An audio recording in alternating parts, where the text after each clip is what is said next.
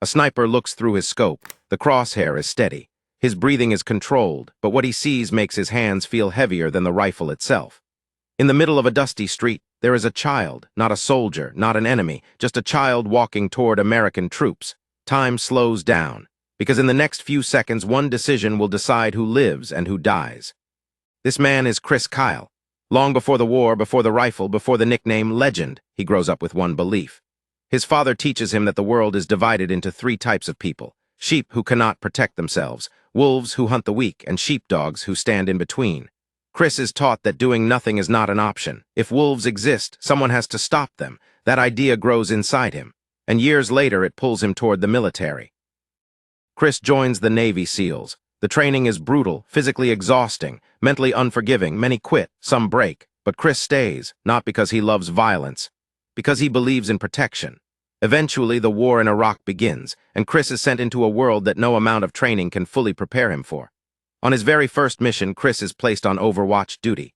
His job is simple on paper: watch, protect, shoot only if necessary. Then he sees something. A woman steps out of a building. She looks nervous. Her movements are rushed. She hands something to a small boy. Through the scope, Chris zooms in. It's a grenade. The boy starts walking straight toward American soldiers. Chris's heart rate spikes. His radio stays silent. Everyone is waiting for him. This is the moment. If he shoots, he kills a child. If he doesn't, the grenade will explode. Seconds feel like minutes. Chris makes the call. He pulls the trigger. The shot echoes. The threat is stopped. The mission is saved. But something inside Chris breaks quietly, because this is not a victory that feels like one. No one celebrates. No one talks. They move on. That's how war works. But Chris doesn't forget. The image stays with him. The street, the boy, the choice.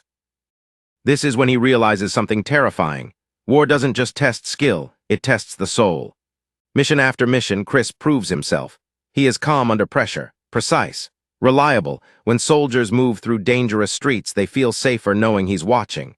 Saving lives becomes routine, but every shot adds another weight. Slowly, a reputation forms. Among his team, he is trusted. Among the enemy, he becomes feared. They give him a name: the Legend, and legends attract attention. The enemy places a bounty on Chris's head. Suddenly, he is no longer just hunting. He is being hunted. Every rooftop becomes suspicious. Every window feels like a trap. He knows that somewhere out there, someone is watching him the same way he watches others. Between missions, Chris goes home. Physically, he is safe. Mentally, he is still at war. Loud noises make him flinch. Silence feels unnatural. He sits with his family, but his eyes are distant. His body is home, his mind is still behind the scope, and even when he could stop, he chooses to return. Because leaving his brothers behind feels worse than staying. Chris Kyle has become one of the deadliest snipers in U.S. history, respected by his team, hunted by his enemies, but the most dangerous battle has not begun yet, because soon he will face an enemy who thinks like him, and that enemy only needs one shot. Somewhere in the chaos of Iraq, another sniper is watching. He is patient, calculated, deadly. He studies Chris the same way Chris studies his targets. This isn't about sides anymore. It's about two men who understand the weight of a single bullet. Every time Chris takes position, he knows the rival sniper could already be aiming back. Every breath matters now. Each mission becomes more dangerous. The streets are tighter, the threats are smarter. Chris scans rooftops, windows, shadows. He isn't just looking for enemies, he's looking for patterns. Because the rival sniper leaves none. This is no longer just war, it's a psychological duel. The enemy adapts. Bombs appear where none existed before. Ambushes become smarter. Chris saves his team more than once. But every success brings retaliation. The bounty on his head grows. The pressure never leaves. And the fear isn't loud, it's constant. When Chris returns home again, the war follows him. He sits at the dinner table, but his ears search for danger. He hears sounds that aren't there. He watches the door like it might explode. His family tries to reach him, but he's trapped between two worlds. One where he is needed, and one where he no longer knows how to belong. Chris realizes something he doesn't want to admit. The battlefield makes sense. Rules are clear. Threats are visible. Home is confusing. Quiet, unpredictable. So he goes back again, not because he wants to, but because he doesn't know who he is without the war. On his final deployment, chaos erupts. A massive sandstorm hits the city. Visibility drops.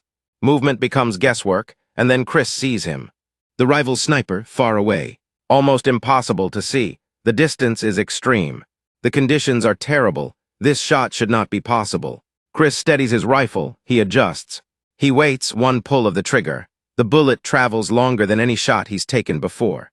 It hits, the duel ends. The moment the shot lands, everything explodes into chaos. Enemies flood the streets. Chris and his team are exposed. They run. Gunfire echoes, dust fills the air. Somehow they make it out alive. Barely, this is the last time Chris will see the battlefield. Chris returns home permanently. This time, he chooses a different mission. Helping other veterans. Men who are fighting wars no one can see. He listens, he understands. Because he's lived it, for the first time in a long while. He feels useful without a rifle. Life begins to feel normal, almost peaceful. But the story reminds us of something important. War doesn't always end when the fighting stops. Some battles follow people forever.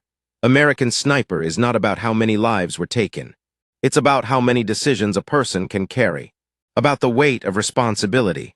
And about the cost of protection. Some legends are remembered for what they did. Others are remembered for what they carried.